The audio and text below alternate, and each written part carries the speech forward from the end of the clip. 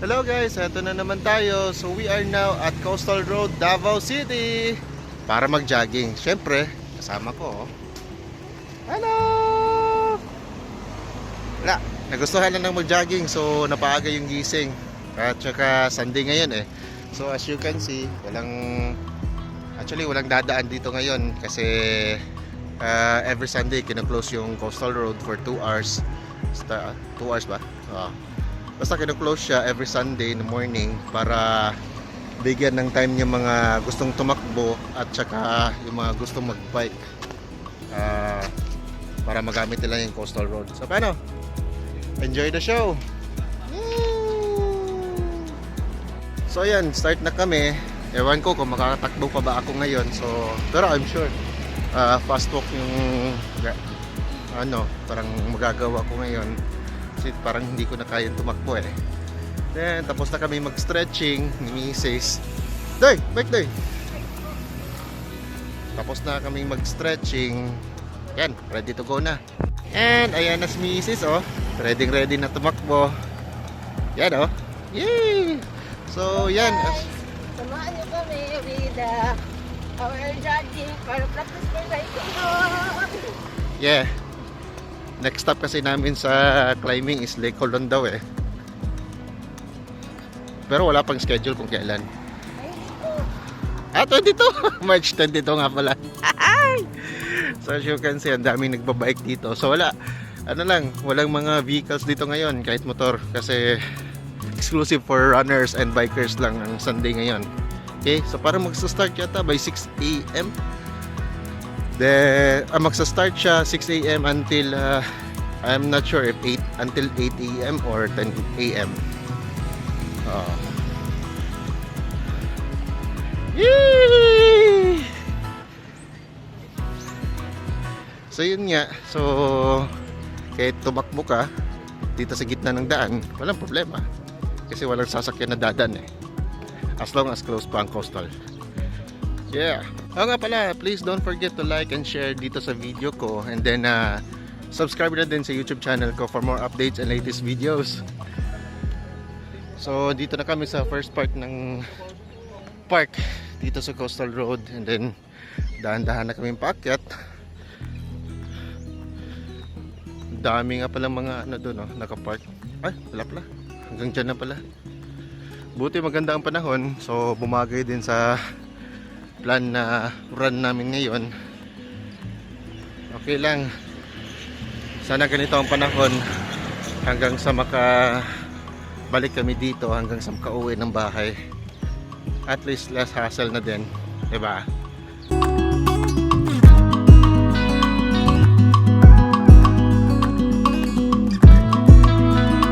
So in here may boundary sila. Sana allowed ng pwede mag-park, so hanggang dito pwede pang mag-park, pero beyond that hindi na. Kasama ko naiwan, tignan nyo.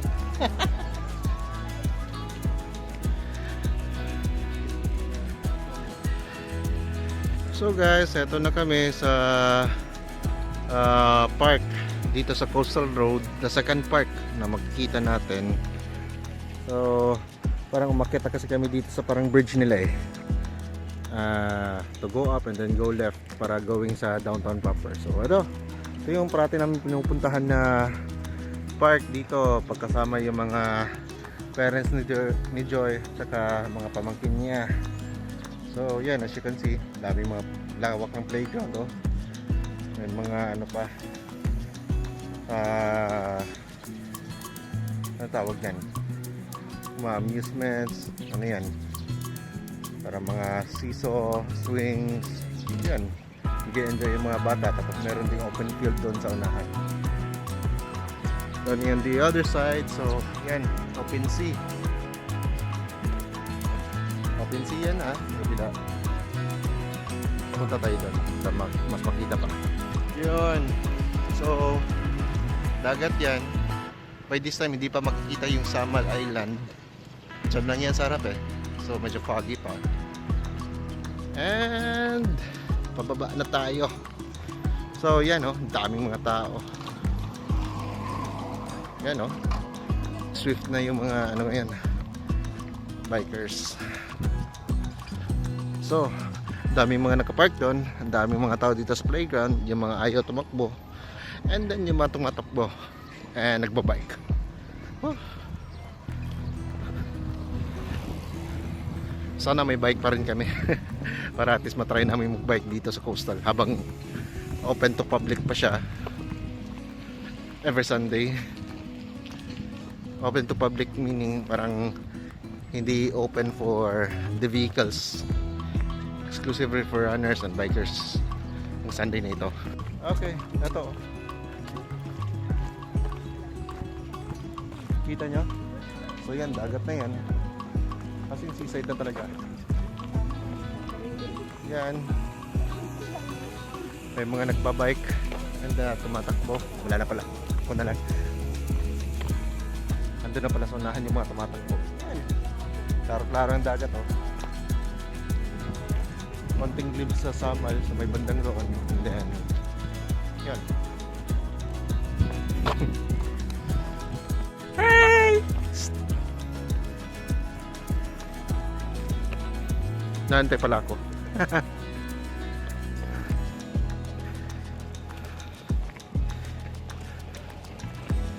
Oh yeah. It's our first time kasi na mag-jog dito. Even before pa na wala pang ganito every Sunday. Kaya yun. Kaya we took the opportunity na mag-jog or mag-walk dito. Especially ngayon, lalo na't wala ng sasakyan na papasok by this time. And at the same time, ang daming tao. Nandun sa unahan, oh. Kaya lang, lapit tayo doon para mas makita pa. And as you can see, parang may fun run dito, oh. So parang may may fun run yata. May start here, oh. 3K, 5K, 10K. Wala siguro. Ah, okay. Dito daw dapat mag-start kung balak mong mag-practice for a 3K, 5K, 10K run. And then, may direction, oh, up to 20 kilometers per hour yung dapat natakbo lang yung bike. Oh, may nagpapalipad pa ng drone. Oh, daming tao. Siyempre may nag-relax. No bicycle daw by this lane daw, oh. So dapat dito sa daan. Okay. Eto, no bicycle daw. Grabe, ang daming tao dun, oh. Sige lang, lapit tayo dun para mas makita po yung view. May misis ko, oh. Oh, kaya pa? Lake Colon. Oh, kaya pa daw.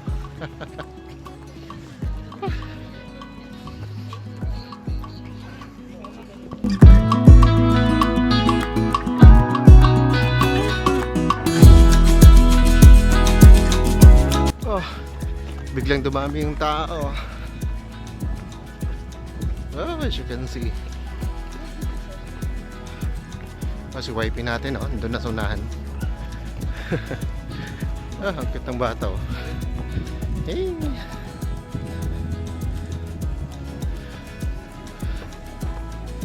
Parang may rally na nangyayari, eh. Oh guys, so here we are, and I guess we are now halfway sa 3K run turning point, meaning to say kung tumatakbo ka ng 3K, ito yung turning point mo hanggang makabalik ka doon sa 3K run start mo. So meaning nasa mga 1.5 kilometers na yung takbo namin, 1.5 to 2 kilometers. Siyempre from the start 2 kilometers kasi doon tayo nag-start sa kung saan tayo nakapark, eh. Malapit na sa pinaka-entrance mismo ng Bagoong Playa. Oh, layo na pa rin. Layo na pala ng natakbo natin. And we are not done yet. Kasi sa whole area ng coastal road parang hindi pa kami nangangalahati yata. So mahaba-habang takbo o lakad pa. Paano, let's go. Alright. Uy, ang lapit na ng airplane dito. We are now arriving at Davao City. Please sit back, relax, and enjoy. Your turn. And from here, parang makikita na natin yung turning point Bala, di ba? ng 5K run. Bye-bye. So I guess we are now already at the 5K, almost 5 kilometers sa run at saka sa walk natin. So it's a big achievement na din. Nakakapagod pero kayang-kaya. Oh, pagod lang kami pero lumalaban. Alright, let's go.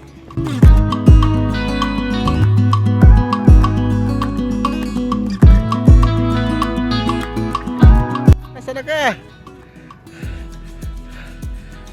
O pati katungas Coastal. Maabot po tag Ecoland. SM Tamutuyok. Toga-toga ka. Or Lake Colon. Ay, sus. Sure ay. Gamer kayo na.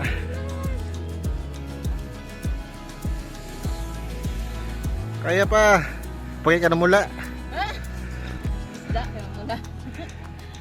Oh yes. So yun na nga. We are now already at the 5K turning point. So meaning to say, mali pala ako kanina. We're still in the around 2.5 to 3 kilometers na nung yung natakbo at saka na-walk natin. Hindi pa pala 5K. So 5K. Yan. Layo pa ng dulo. Oh, sana makaabot pa doon. Hindi pa sumasakit yung katawan. In fairness, ang dami pa naman din mga tao. And by this time, 7 AM na pala. And oo nga, habang tumatagal, kumukonti na din yung mga tao nandito. Siyempre, pagod na yung iba. So, sige lang. Let's go pa. Run pa. Alright. We are now sa bridge ng Coastal Road. Parang ano na yata to, between Matina and Ecoland. I'm not sure. May nakalagay ba? Or ano? Kasi lang, hayaan na natin. Wala kang nilagay. So, napapagod na daw si Mrs. So, balak niya sa 5K turn na lang daw kami. Hanggang doon na lang daw kami. Kasi pagod na siya, din papalik pa.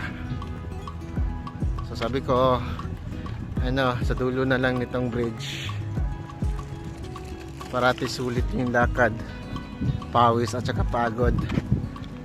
So nya, sulit naman. It's because of this. O, diba? Low tide, oh. Daming mga tao, mga fisherman. So, syempre, fisherman, nangingisda. Ano pa ba? And let's continue the run or the walk. Dami pa palang mga tao. So I guess mga taga Matina po sila na bound south side. Oh yeah. And let's continue the show. Okay, so yun na nga guys, ang usapan is hanggang dulo ng bridge dito sa Coastal Road. So ayan, imbis na mag-continue pa, so wala na, pabalik na kami. Gabi ng pawis ni Mrs. Oh. Ako din, kita ba? Fulfilling guys. Fulfilling, Ang yeah. kakapoy. Pagod. Ang singot. Ang kahangat. Aha. Pagkauban ni mukha. Ay! Alright. Pagkauban ni mo siya guys. Wala kang tapon. Ah? Sako. Energy drink? Paan ka dito rin. Yan ang Gatorade. Wala ko na.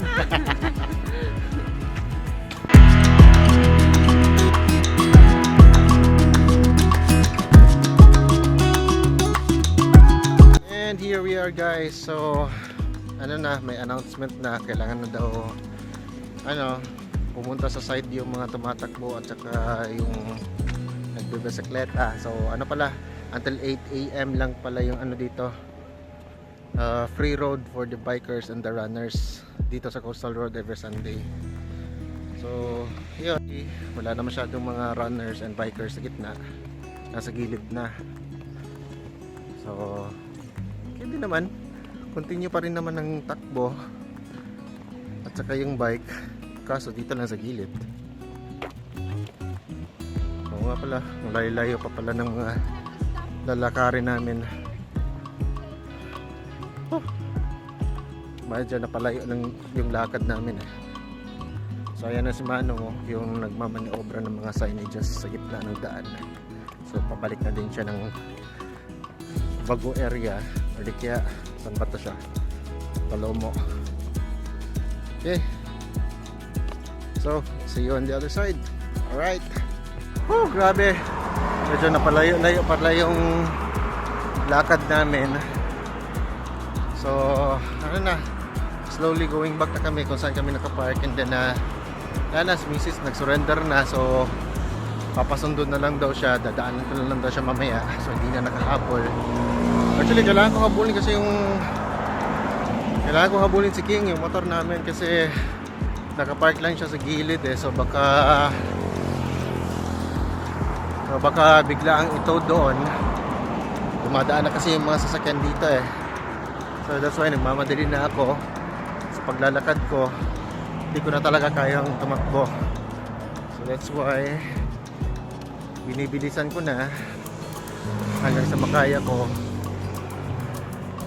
Kunin ko agad si King and then sasunduin ko si Mrs. dito. And guys, medyo mahaba-habang lakad pa pala.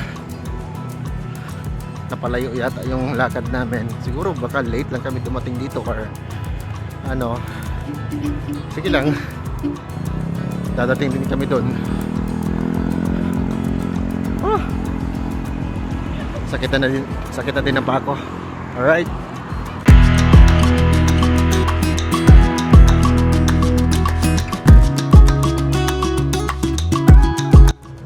Grabe. At yun na nga guys. So nakarating na rin ako sa pinagparkingan ko. Actually nakuha ko na yung motor. So umabante muna ako sandali para kasi makita ako ng City TMO. Mahirap na. So dito muna ako sa ilalim ng parang tulay dito sa Bago Park. Grabe, nakakapagod. Parang ilang kilometro yung binanatad ko sa paglakad, tapos tumakbo ako sandali. Ang layo pala talaga. So yan, nakuha ko na si King, pati yung mga helmet. So ready to go na ako para sunduin si Mrs. Asa na yon. So kailangan ko pang balikan kung saan ko siya naiwan. So baka naglakad-lakad na din yun papunta dito. Okay. So paano? Hanggang dito na lang muna tayo. So see you ulit sa mga next videos ko. Please huwag kalimutan na mag-share and like sa video ko, and then subscribe na din sa YouTube channel ko for more updates and latest videos. So paano? I'll see you then. Enjoy!